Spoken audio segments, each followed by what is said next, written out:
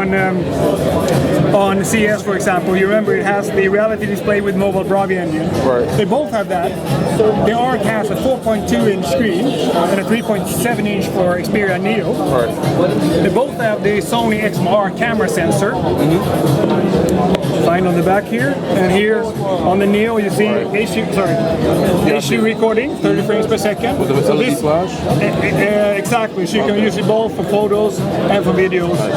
And I urge you to take some photos here in the dark corners, because then you can see how good the camera is in low light conditions. They both also comes with HDMI connectors, you can see here. So the HDMI connectors can feed video of everything, not just videos and photos? You can do the home screen and you can play games? Exactly, you can see whatever you see on the phone, you see on your TV as well. So it's a really nice feature. What kind of processor is inside the Neo? It feels 1 gig in both. Okay, 1 gig in both. Is it the same architecture? Sorry? Is it the same like processor version type? Yeah, exactly. It's the same processor. And with the combination of the latest Android version of Gingerbread, it's really fast. And you can try it on how responsive it is. It's really good. These are prototype phones, but they are fast. And this is the same processor as the one inside of the Xperia Play? No, it's different processor. And the components for the Xperia Play, they are absolutely optimized for best graphic experience. That wouldn't seem a great deal faster than the Xperia Neo. So I was just wondering, like, what kind of GPU is inside of it then? And will it be fully capable of like the PlayStation stuff that's coming? I think for the Xperia Play, you have an Adreno 205. Right. But I've learned that as a parent, so I can't tell you too many details. But I've known that compared to the Adreno 200, a lot of smartphones are using it 7.5 times faster, for example. Okay. And then you have a memory bus inside it that is a dual speed memory bus and things like that. Right. And that's what optimizes the game experience. Power button? Oh, okay.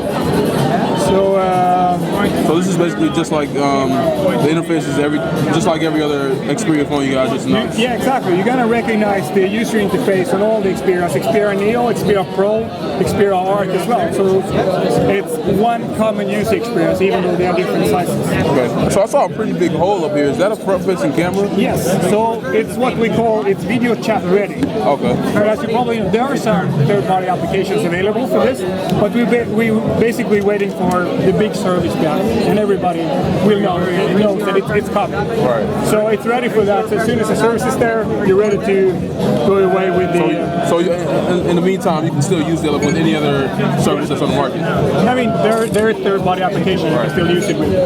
Take your self-portrait, for example. But we're waiting for the big service behind it. Do you guys have a price on this yet? I hear it's released in March, you guys said, but do you have a price? Well, I think for each market you have to contact the local operators, the retailers for the price. But the ARC is positioned more premium than the Xperia Neo. Apparently, when you see this size difference, so that's quite apparent. But also, the Xperia ARC is also made in a more premium way, especially with the slimness. This is quite extraordinary. And also remember that despite this slimness, it has the HDMI connector on top, and that's quite the engineering achievement of this device. And also, I'm going to polish this a bit here. And if you let this turn black, the entire front goes completely black. Nice. And there's a result of that. You have the display glass glued completely directly onto the display. Nice. So there's no air gap between on this one here. It's made in a completely premium way for the Xperia ARC. And that's why it's positioned in a more premium way than the Xperia Neo.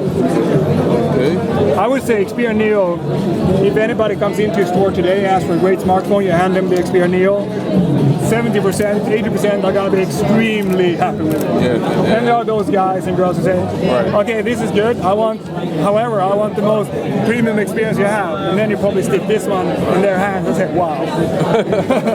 And then we have, X10 Mini and Mini Pro you might have heard of. Yeah. Really tiny ones that are good for those first-time smartphone users that don't want to carry around or will fit you in their pockets. All right. So that's in a nutshell. In a nutshell, that's a Sony Ericsson Xperia Neo.